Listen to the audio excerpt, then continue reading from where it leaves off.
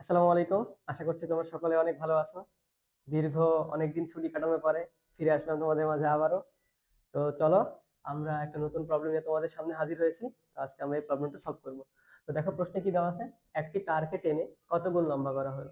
n গুণ লম্বা করলে নতুন তারের রোধ কত হবে? আমাদের এটা কি করতে হবে? বের করতে হবে। এই প্রশ্নটা প্রতি বছর অ্যাডমিশন পরীক্ষাতে কিন্তু আসে বললেই চলে। এই প্রশ্নটা কিন্তু খুবই গুরুত্বপূর্ণ। তো চলো আমরা কিভাবে এটা কনসেপ্ট বুঝবো প্রথমে এবং আমরা তারপরে কিভাবে শর্টকাটের মাধ্যমে 10 সেকেন্ডে আমরা উত্তরটা করতে পারি চলো দেখে আসি। তাহলে আমার দেখো ভাই একটা তার দেয়া আছে। ধরো এইটা হচ্ছে তার। এখন এই তারের আমরা দৈর্ঘ্য ধরে নিলাম। দৈর্ঘ্য হচ্ছে L দৈর্ঘ্যের তার এবং এর প্রস্থচ্ছেদের ক্ষেত্রফল যেটা সেটা হচ্ছে কত হয়? A। এখন তারটাকে যদি আমি টানি তাহলে টেনে কি করবো? আমরা বড় করবো।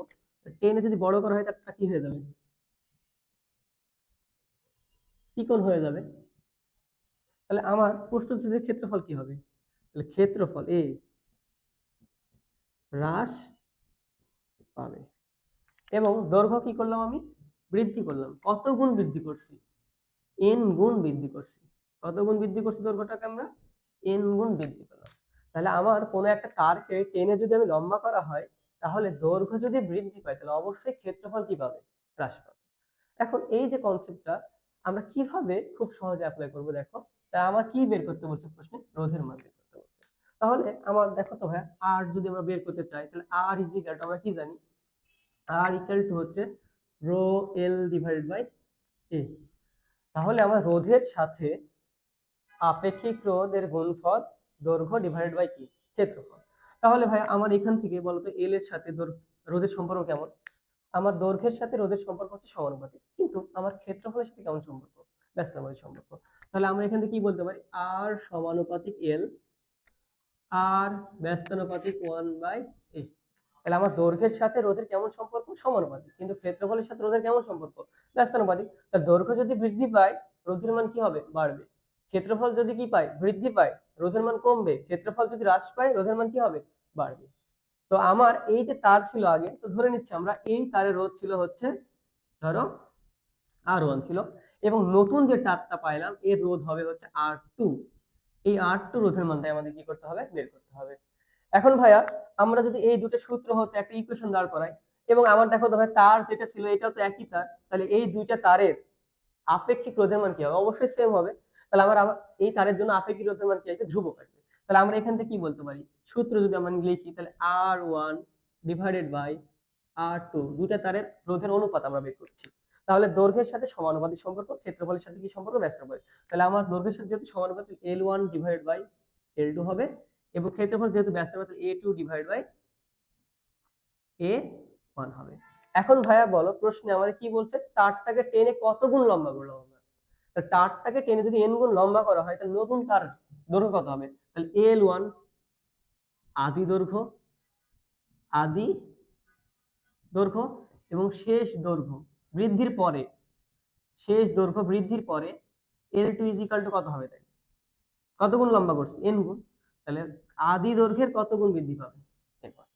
এবং আমাদের দেখো ভাই এখানে ক্ষেত্রফল, তাহলে ক্ষেত্রফল কত হবে? এখন ভাইয়া বলতো আদি অবস্থায় তারের যে আয়তন ছিল দৈর্ঘ্য n গুণ বৃদ্ধির পরে যে আয়তন পাবো, দুই আয়তনের মান কি হবে? অবশ্যই সমান হবে। তাহলে আমরা বলতে পারি কি দুই জনের ক্ষেত্রে আমার আয়তনের মান সমান। তাহলে আয়তন যদি সমান হয় তাহলে আদি অবস্থায় আয়তন কত হবে? A1 L1, শেষ অবস্থায় কত হবে আয়তন? A2 L2। তাহলে আমার এখান থেকে ভাইয়া আমার ক্ষেত্রফলের মান কিন্তু জানা নেই, কিন্তু দৈর্ঘ্যের মান কিন্তু জানা আছে। তাহলে আমরা ক্ষেত্রফলটা বের করবো। তাহলে A2 ইজ ইকুয়াল টু কত হবে?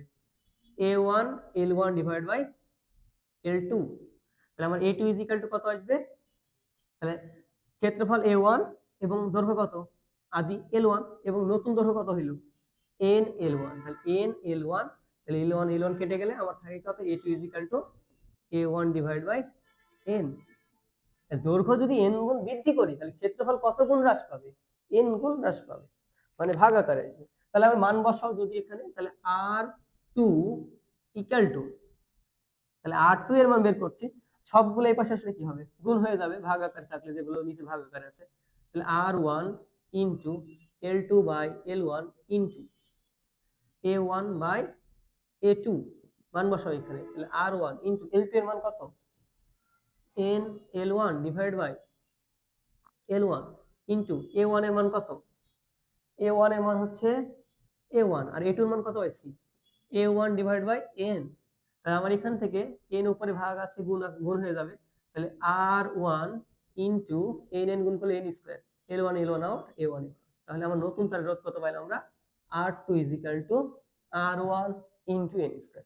তাহলে যদি কখনো এরকম প্রশ্ন করে যে একটা তারকে টেনে যদি আমরা N গুণ লম্বা করা হয়, নতুন তারের রোধ কত হবে, নতুন তারের রোধ R2 equal to R1 into N square. তাহলে ধরো আদি অবস্থায় আমাদের যে রোধটা দেওয়া আছে, এই তারের রোধ দেওয়া আছে 5 ওহম, একে যদি আমি টেনে 3 গুণ লম্বা করা হয়, কত গুণ লম্বা করা হয়, 3 গুণ লম্বা করা হয়, তাহলে নতুন তারের রোধ কত হবে, তাহলে আমার কত গুণ লম্বা করা হয়েছে ভাই, 3 গুণ, তাহলে 3 3 9 গুণিত আদি অবস্থায় রোধ কত ছিল 5, তাহলে 5 9 45 ওহম, তাহলে আমার R2 এর মান কত আসলো ভাই, 45 ওহম। তাহলে এইটা হচ্ছে আমরা খুব সহজে শর্টকাট ট্রিক্স এর মাধ্যমে আমরা কিন্তু খুব সহজে সলভ করতে পারবো। তাহলে এটা কিন্তু খুবই একটা মজার প্রশ্ন এবং প্রতি বছর কিন্তু আমাদের অ্যাডমিশন পরীক্ষাতে আসে। তো ঠিক আছে, আসসালামু আলাইকুম।